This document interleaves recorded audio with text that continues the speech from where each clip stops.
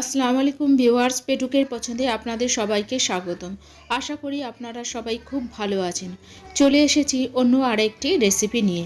আজ বানাবো পালং চিকেন। এখন শীতের মরশুম, তাই সর্বত্রই পালং শাক পাওয়া যায়, আর এখনকার পালং শাকের খুবই টেস্টি। এই চিকেন পালংটা রুটি, পরোটা বা তন্দুর রুটির সঙ্গে খুবই ভালো লাগে। তাই চলুন রেসিপিটি তৈরি করি। গ্যাসেতে কড়া বসিয়ে দিয়েছি, গরম হয়ে গেছে। এতে আমি ঘি দিয়ে দিচ্ছি। 3 চামচ পরিমাণে আমি ঘি দিয়ে দিলাম, আর অল্প করে সাদা তেল দিয়ে দিলাম। এবার গোটা গরম মশলা দিচ্ছি। এতে নিয়েছি লবঙ্গ, এলাচ আর দারচিনি। গোটা জিরে দিয়ে দিলাম 1 চামচ পরিমাণে, আর একটা পেঁয়াজ কুচি দিয়ে দিলাম। এবার পেঁয়াজটাকে হালকা করে ভেজে নেব।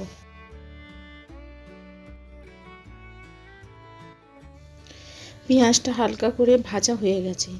এবার এতে আমি টমেটো কুচি দিয়ে দিলাম। এতে এবার পরিমাণ মতো লবণ দিয়ে দিলাম, দিয়ে একটু নেড়ে চেড়ে ঢাকা চাপা দিয়ে দেব টমেটোটা সিদ্ধ হওয়ার জন্য।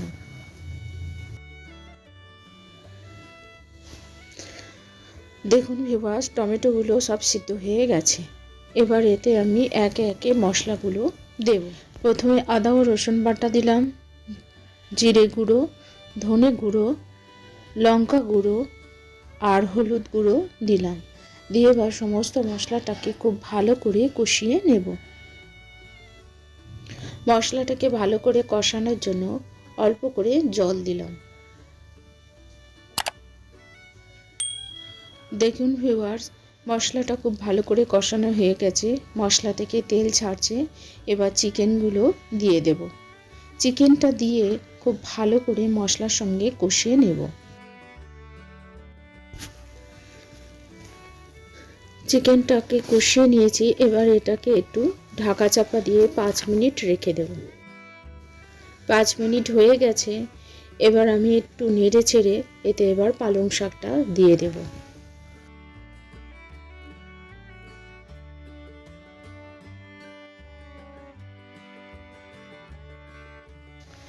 পালং শাকগুলো দিয়ে দিলাম।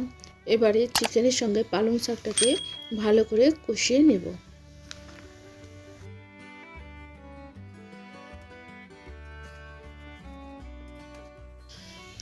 পালং শাক আর চিকেনটাকে ভালো করে কষিয়ে নিয়েছি।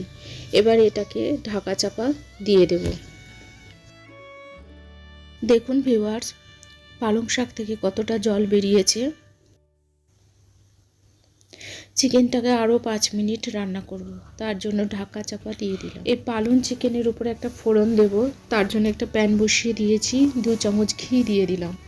ঘিটা গরম হয়ে গেছে। এতে গোটা ধনে দিয়ে দিলাম, আরও দিয়ে দিলাম 2টো শুকনো লঙ্কা। ভাজা হয়ে গেছে। এবারে এতে আমি রসুন কুচি দিয়ে দিলাম। দিয়ে এবারে এটাকে খুব ভালো করে ভেজে নেব। ফোড়নটা এবার চিকেনের উপরে দিয়ে দেব। দিয়ে একটু নেড়ে চেড়ে ঢাকা চাপা দিয়ে 2 থেকে 3 মিনিট রেখে দেব। তারপরে নামিয়ে নেব। 2-3 মিনিট পরে ফিরে এলাম। দেখুন ভিউয়ার্স, পালং চিকেনটা একদম রেডি হয়ে গেছে। এবার এটা গরম গরম পরিবেশন করব। এই পালং চিকেনটা খুবই টেস্টি হয়েছে। এটি আপনারাও বাড়িতে তৈরি করুন, আর রুটি বা পরোটার সঙ্গে খেয়ে দেখুন, খুবই ভালো লাগবে। আর আমাকে কমেন্ট করে জানাবেন। ভিডিওটি যদি ভালো লেগে থাকে তাহলে subscribe, like, share and comment করবেন। আপনারা ভালো ও সুস্থ থাকবেন। আবারও দেখা হবে অন্য কোনো রেসিপি নিয়ে। আল্লাহ হাফিজ।